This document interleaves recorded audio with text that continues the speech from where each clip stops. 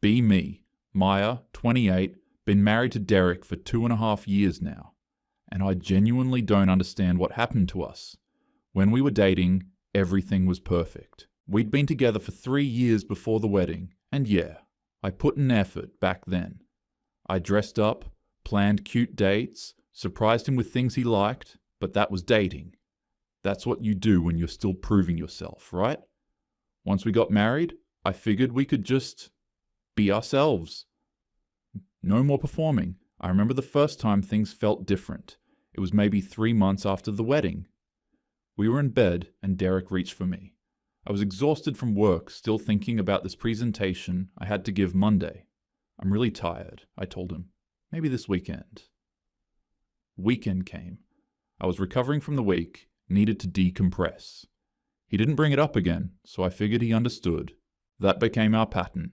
He'd initiate, I'd redirect. Let me finish this episode. I'm not in the mood. Can we just cuddle instead? And honestly, I didn't think it was a big deal. We were married. He wasn't going anywhere. Sex didn't have to be this constant thing anymore. I started getting comfortable. Like, actually comfortable. Before the wedding, I'd wake up early to do my hair, even on weekends, wear matching underwear, keep myself maintained.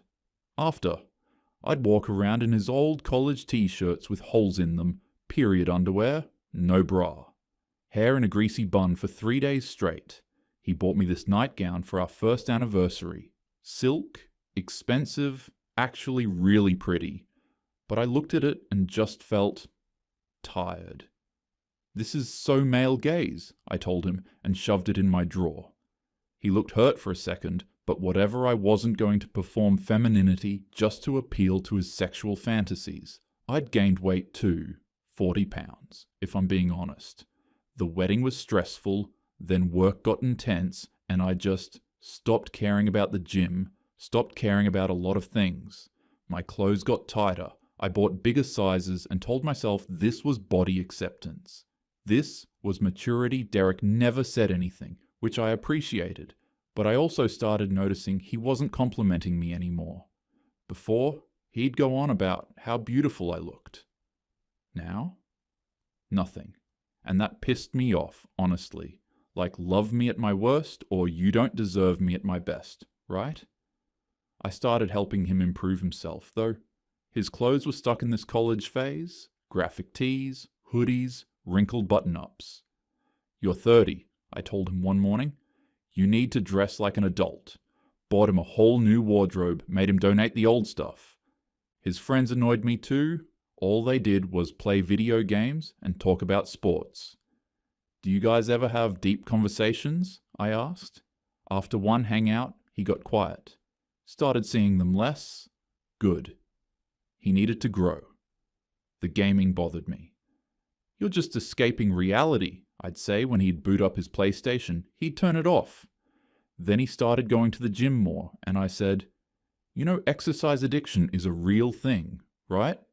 He'd just nod and leave. But here's the thing. I was trying. I'd suggest date nights. We'd go to dinner, and I'd post these cute couple photos. Date night with my favorite person, with a picture of us at some restaurant. We looked happy. We were happy, I thought. Sure, I was on my phone during dinner, but I was engaging with him between checking notifications. And yeah, maybe I'd spend an hour editing the photos afterward while he just sat there, but that's just life now. Everyone does that. I needed connection before sex, though. That was important to me, so I'd talk to him about my day, really get into the details about my boss, my projects, this drama with my friend group. He'd listen. Just sit there and listen while I scrolled through Instagram, occasionally showing him memes. Are you even listening? I'd ask. Yeah, of course. And then I'd feel connected enough, and I'd initiate, on my terms, when I wanted it. That's partnership, right? Except 6 months ago, something shifted. I was in bed one night, scrolling through photos from my friend Jess's engagement. Feeling kind of romantic, I guess. Reached over to Derek. Hey, you awake? He was facing the wall. Yeah, just tired. I pressed against him, put my hand on his chest. We haven't had sex in like 2 weeks. He shifted away slightly. I have that early meeting. Rain check? I pulled back, stared at the ceiling. He used to never turn me down. Never. That's when I started noticing other things. He began going to the gym at 5:30 in the morning instead of 7. When he got home, he'd shower immediately and go straight to his office to work. I'd see him for maybe 20 minutes at breakfast, and even that felt strained. I got my hair done. $280 for highlights and a cut. Posted a selfie with new hair and got tons of compliments. Derek saw me that evening while he was making dinner. Looks nice, he said, barely glancing up. I waited. Nothing else. Just nice? I asked. He looked at me properly. It's pretty. The color's good. Back to chopping vegetables. That was it. I used to get speeches about how beautiful I was. Sunday morning, I wanted to cuddle on the couch. Sat next to him. He was on his phone. I leaned into him. He shifted to get comfortable, but created space between us. I moved closer. 5 minutes later, he said he needed to meal prep and got up. That night, I texted my friends. Maya, Derek's being so distant lately. Barely touches me. Amanda, is he stressed at work? Maya, IDK, but I'm stressed too, and I still make an effort. Priya, guys go through phases. He's probably just in his head about something. I wanted to believe that. I gave him space. Didn't nag, didn't push. I was being the bigger person. Meanwhile, at a work happy hour, this guy Marcus from sales was actually paying attention to me. Laughing at my jokes, leaning in when I talked, touching my arm twice during one conversation. It felt good. Felt seen. When I got home, Derek was already in bed, facing the wall. Then Derek's sister Claire came over for dinner. She's been married 12 years, has 2 kids, the whole traditional setup. After we ate, Derek went to take a call and I vented to her. Derek's been so withdrawn lately, I said. I don't know what's wrong with him. Claire set down her wine glass. Have you asked him why? He just says he's tired. No. I mean, have you asked what he needs from you? I felt defensive immediately. I do everything. I plan our date nights. I try to initiate. I'm here. Claire looked like she wanted to say more, but just nodded. Maybe try listening instead of planning? I dismissed it. Claire's from a different generation. She doesn't get modern marriage, but the distance kept growing. Derek started staying late at work. When I asked about his day, he'd give one-sentence answers. When I talked about mine, he'd listen with this blank expression, like he was somewhere else entirely. 2 weeks ago, my friends Amanda and Jess came over for brunch. Both of them looked amazing. Amanda had just done this fitness challenge and lost 15 pounds. Jess was training for a half marathon. Their husbands had come with them, and I watched those men touch their wives constantly. A hand on the small of the back, playing with their hair, casual kisses. Derek was in his office the whole time, said he had work to do. After they left, I stood in the kitchen looking at the leftover pastries I'd eaten, most of while they had fruit. Looked down at my stained shirt, Derek's old shirt, stretched over my stomach. Caught my reflection in the window. When did I stop trying? No, that wasn't fair. I was comfortable. There's a difference. That Friday, we tried to watch a movie.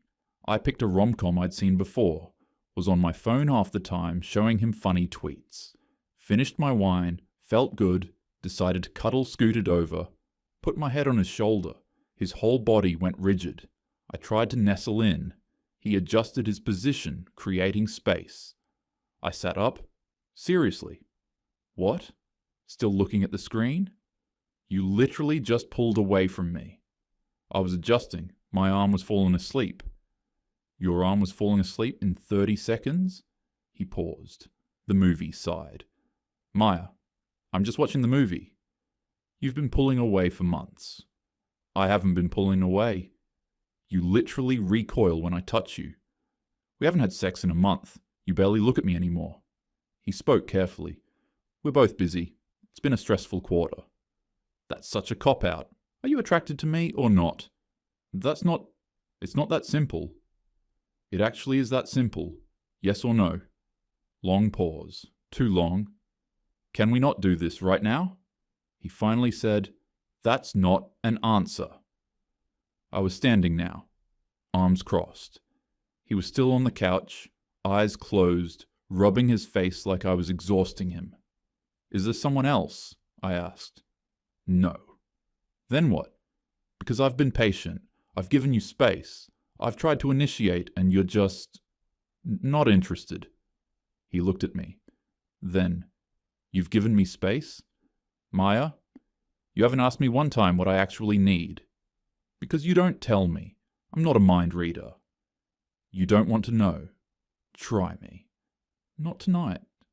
Something in me snapped. No, we're doing this. I deserve to know why my husband doesn't want to touch me anymore. He went very still. You really want to do this? Yes. You're not going to like it. I don't like this, whatever this is. At least be honest with me. He stared at me for what felt like forever. I could see him deciding something. Then he took a breath. Okay. You want honesty? Yes. I'm not attracted to you anymore because you stopped being the person I married. The room tilted. What? You want specifics? Okay. When we were dating, you pursued me. You'd text first, plan dates, wear things you knew I liked. The week after the wedding, gone. All of it. I didn't have to perform anymore. Perform? Maya, you stopped trying. There's a difference. I gained some weight. So what? It's not about the weight. Then what? It's about what it represents. You stopped caring how I saw you. You walk around in my old shirts with holes in them. I bought you that nightgown. You called it male gaze and shoved it in a drawer. You used to surprise me in lingerie. Now I'm lucky if you're not in a sports bra from 3 days ago. So this is about my body? No, it's about effort, Iachnat. You treating me like I'm supposed to find you irresistible no matter what, while you put zero thought into being desirable. My face was hot. I've tried to initiate, he actually laughed, bitter. When you want it, on your schedule, after weeks of shutting me down, maybe this weekend. I'm too tired. I need to feel connected first, which meant I had to spend an hour listening to you talk about work while you scrolled Instagram. That's not fair. I needed emotional intimacy. You needed an audience. You know how many times this year you asked about my day and actually listened? I went quiet. 0, Maya. 0 times. But I can tell you every detail about your boss, your friend's drama, your mom's opinion on your hair, because I listened every time, for hours. This is ridiculous. How about the constant corrections? My clothes weren't good enough. My friends weren't deep enough. My hobbies were problematic. Gaming was escapism. Gym was obsessive. What exactly was I allowed to enjoy? I was trying to help you grow. Tyler's engagement party. You moved my hand off your knee because it was clingy. We'd been married 6 months. Then you didn't talk to me for 2 days because I had the audacity to be hurt. I didn't remember it that way, did I? Your birthday last year, I planned that whole weekend. Spa, nice dinner, hotel downtown. You spent dinner on your phone posting stories. We got to the room and you were too full and tired, but not too tired to edit photos for an hour. So I'm not allowed to use social media. You posted best husband ever, while I sat there watching you ignore me. My throat was tight. So you don't think I'm beautiful anymore? I think you don't think you're beautiful anymore, and you resent me for noticing. I was crying now. Couldn't help it. But he wasn't done. Here's the real truth, Derek said. I'm not attracted to you because you turned our marriage into a job where I'm constantly failing. You don't want a partner. You want a servant who's also supposed to worship you. When Amanda and Jess were here last week, I watched their husbands touch them. Casual, easy affection. You know why? Because those women try. They maintain themselves. They're pleasant to be around. Their husbands look happy. That hit different, because I'd noticed it too. Amanda had lost weight, looked incredible. Her husband couldn't keep his hands off her. Jess was training, glowing, and her fiancé looked at her like she hung the moon. And I'd sat there in Derek's old shirt, stretched over my stomach, eating pastries while they had fruit. You expect me to desire you while you've gained 40 pounds and stop doing anything that made you attractive? Then you get mad that I'm not pursuing you, the same person who rejected me for 6 straight months. Derek, I've been checked out for 6 months. I go to the gym early so I don't have to eat breakfast with you. I stay late at work. I moved my gaming setup to my office. I flinch when you touch me because I don't want to pretend anymore. The words kept coming, and I couldn't process them fast enough. You wanted honesty tight? There it is. I'm not attracted to you because you're not attractive anymore. Not your body. Your personality, your entitlement, the way you treat me like I'm lucky you settled. I couldn't speak. Every word was true, and I hated it. I'm sleeping in the guest room, he said, and got up. Derek, wait. I'm done talking. He walked out. I sat there on the couch, his words echoing. Everything he said, I could see it. The nightgown, Tyler's engagement party, my phone at dinner, the way I'd stopped trying after the wedding, like crossing a finish line. But also, how dare he list my flaws like I was on trial? I'd been patient, I'd been understanding. And this is what I get? I felt anger rising underneath the shock. He could have said something earlier. He could have communicated instead of just shutting down. He could have fought for us, right? I went to bed alone, woke up alone. He'd already left for the gym. The next few days were awful. I wanted to talk. He didn't. I wanted to fight. He was done fighting. We were polite strangers sharing an apartment. I texted Amanda. Derek and I had a huge fight. He said some really hurtful things. Amanda. What happened? Maya. He basically said I've gained weight and stopped trying and that's why he's not attracted to me anymore. Amanda. Are you serious? What a jerk. Maya. Right? Like he's perfect? But I deleted that thread because it felt like lying. I started noticing things I hadn't before. Going through old photos from when we dated, there's this one of me in a sundress, smiling at his camera. I'd surprised him with a picnic that day. When was the last time I surprised him? I caught my reflection one morning. Hair unwashed, roots grown out, his old shirt stained, no bra. I looked tired, old. When did I stop caring? Found the nightgown in my drawer, tag still on, touched the silk. Something cracked in my chest. Friday night I showered, did my hair and makeup, put in a nice dress. Went to his office. Hey, want to get dinner? He looked surprised. Sure. Give me 10. At dinner, I tried, asked about his project, actually listened. He talked for maybe 3 minutes before going quiet. Safe silence. I realized he was protecting himself. I'm really trying, I said in the car ride home. I know. That night, I knocked on the guest room door. He was reading. Derek. He looked up, knew exactly what I was doing. No. Please let me show you. I said no. I stood there. The role reversal crushed me. I'd been on the other side of this exact scene dozens of times. I can't just forget 6 months of rejection because you're scared now, he said quietly. It's been 3 weeks. Derek asked if I wanted to try couples therapy. I said yes. He said okay, but his voice was flat, like he's already gone and just given me a consolation prize. I wear the nightgown sometimes now, alone, in the guest room while he's in our bed. It fits perfectly. He was right about that too. Claire called a few days ago. Derek told me you two were having trouble. I broke down. Told her everything he said. Maya? She said carefully. Were those things true? Silence. I've been married 12 years. You know what kills a marriage? Contempt.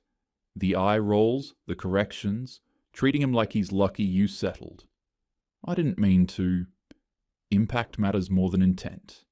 I've been thinking about that a lot, about Amanda and Jess and their happy husbands, about Derek's face when I called his nightgown gift male gaze, about every time I said, maybe this weekend, and weekend never came, about the woman I was when we dated versus who I became after the wedding. I don't know when I stopped being a wife and started being a tenant who expected worship.